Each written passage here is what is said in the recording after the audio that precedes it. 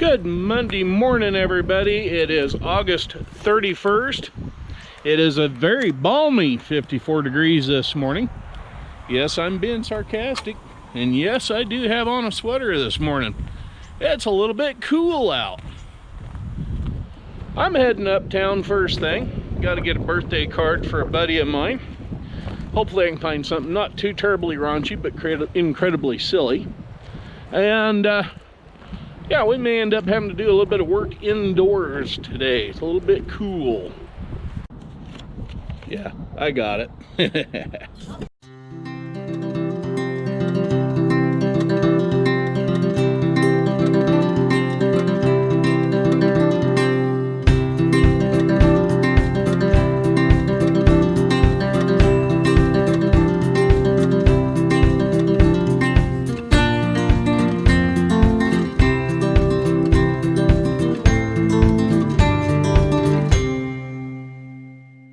Well, while it is so nasty out and I'm waiting on getting those rims back from the sandblaster so I can paint them, I figured I might as well start doing a little bit of work on the D-14.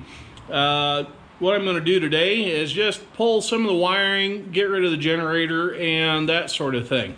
Not much else I can do while we're waiting on the new wiring harness to come in, the alternator and all that. So yeah, I'm just going to pull apart some of the wiring today, but I thought I would keep you up to date on what's going on with the tractor. Even though a 6-volt electrical system works really well when everything is in order and doing what it's supposed to, I am opting for a one-wire alternator kit simply because a hay baler I'm looking at requires a 12-volt power source to run a blower fan on the knotter assembly to keep stuff from building up in the knotters. So this tractor should have enough horsepower to run that. Should have. Anyway, like I said, what I'm doing now is I'm just unhooking the voltage regulator. This was one of the places where you could always have an issue with a battery not charging or whatever, was right there inside that little black box. There's 3 little solenoids things in there, and if one of them goes bad, you're pretty well done for the day. An acquaintance of mine sent me a message on Facebook the other day. Her husband's an electrical guru that's been working on these things forever, on starters and generators and alternators and whatever. And he was watching the video, according to what she was telling me that I did on this, and he's not entirely convinced that that is a 6-volt generator. He's thinking it might be 12. So I have temporarily put a hold on getting a one-wire alternator until we get this thing verified whether it's 6 or 12 volt. The coil is still 6 volt. In fact, it's got a stamp right on it.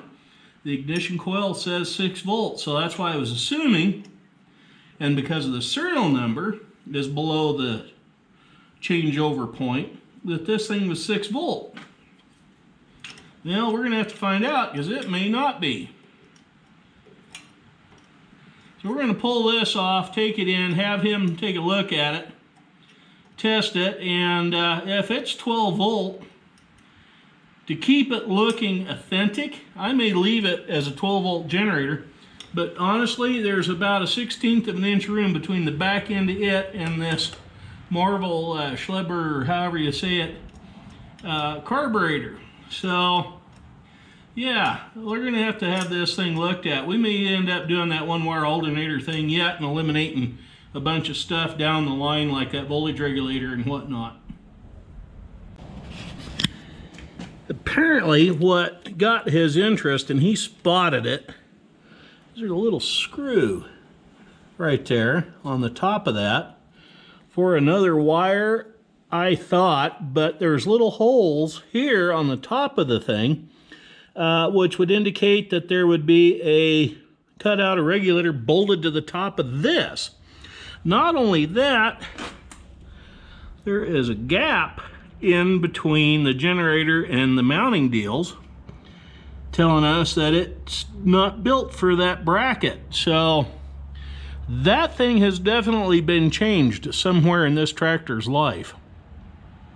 Well, there's those little holes that he was talking about. It makes sense now. That is where the Delco Remy ID tag went. If it would have been a black one, it would have been 6 volt. If it was red, it would have been 12 volt. What they do is they stamp them out of aluminum and they paint the background black for 6 and red for 12, like I said. So that is missing. So that is another indication that somewhere along the lines this generator has been reworked and gone through. So what the rest of those little screws and terminal posts are for, I have no idea, but he spotted it and he doesn't think it is a 12 volt. Either that or it's a 6, it's been converted to 12. So like I said, I'm going to take it in and have them look at it. Another thing that has me fairly well convinced that that is not the original generator to this tractor is right here. There's this plate welded on here to extend this lug out further towards the radiator to compensate for that. That has been extended. When you stick your finger back in there, you can feel about a 1/2 inch gap in there. So that piece has been, maybe it was this piece. Well, anyway, one of them has been, now that's bolted into the block, that's into the block, but there's a gap back there. So anyway, one of them two, it's been widened out, is what I'm trying to say. So, and this piece has been welded in there to hold it all together. The fan belt and the hoses look good on this tractor, so I'm gonna leave them for now. And we'll just get them running. The only way I'll change that fan belt right now is if I need to, depending on what we got to going on with the alternator, if we go that alternator route or whatever. So yeah, stay tuned. We'll see what else we can monkey around with on this machine. Well, that pretty well confirms it. I don't know if you can, there you go. It is a 6 volt system. That is a 6 volt voltage regulator. So another little issue, I don't have to take that in now, is this bracket right here that the regulator was attached to can't be there because there's a side panel that goes on here, and it would have been bumped right into that. On closer examination, you can see where this plate has been welded to this piece. If you can get in there, you can see that weld. So this thing actually hung somewhere else under here, and I think that right there was for a shaft or something to clear, because there is a, I don't know, you can see it, there's a depression in there. So that thing obviously was mounted elsewhere, and it looks like it might have been right above it up here and turned. So that voltage regulator was in there on the inside, but they turned it around out here so they could get to it, because apparently this thing's had all sorts of electrical issues in the past. So I think what we're going to do is, now that I've got that voltage regulator off and it's clearly stamped 6 volt on it, I'm going to go ahead and take this off so the side panel can go on there, and we'll go ahead and do the one wire alternator kit. While I do have the D-14 apart with the power system, the electrical system, I am going to go ahead and take in the starter and have it, the coil windings changed out on it for a 12 volt operation. Just because it won't engage the flywheel so drastically, so hard. If you don't convert them, usually you luck out and you're okay, but I've heard horror stories of people breaking teeth off the flywheel ring gear or on the starter Bendix or something, and I really don't want to take that chance. I'd rather pay the money up front to get it converted and done right the first time around.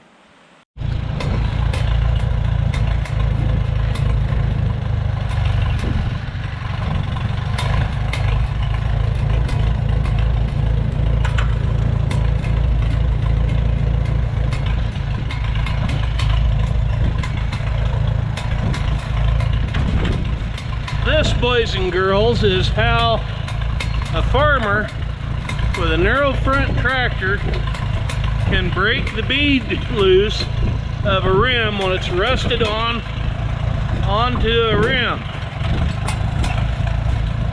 Yeah, you gotta be real careful you don't hit, but that's how you do it. That's the Allis-Chalmers rim down there off of the D-14. So we got at least one side loose for the tire shop.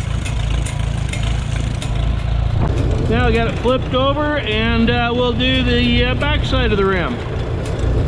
Well, that wraps up today's little video on the D-14. It's a blustery cold day, so I think here as it's starting to spritz, a little bit of rainwater, I'm going to go ahead and go in and call it a day. As always, don't forget, right down there, click on the subscribe button and click on the little bell icon. Press all when that pops up so you can get all the notifications every time we do another video. But anyway, I'm Farmer Dave. We'll catch up with you later. You have a good one. And I'll be back just as soon as we get some tires and whatnot and mounted on those rims. Thanks now. Bye-bye.